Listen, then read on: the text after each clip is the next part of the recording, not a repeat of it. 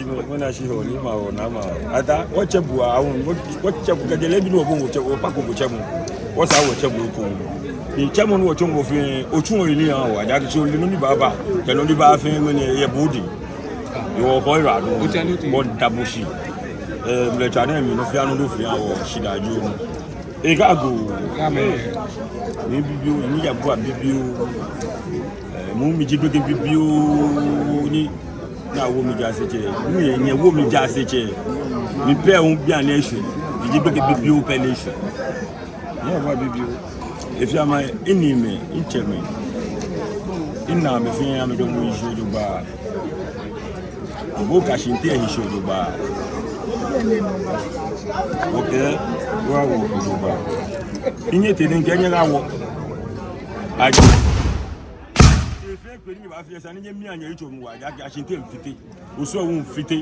Because Keji available even your let me go if you look on you get the boyaji. The still if you look lulu, he need fit or one panify. Ye chuma, ye me each one, if you look papa, ye get a shame about. I should take also a thing. Sister Jiffin, you have never put your money at the door.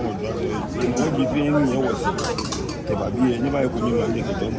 I can't share or Katia and Ivan. I don't think you are for I don't tell you what my mother said. On senior sister, you tell you two in your own panify. Or you call your Jew.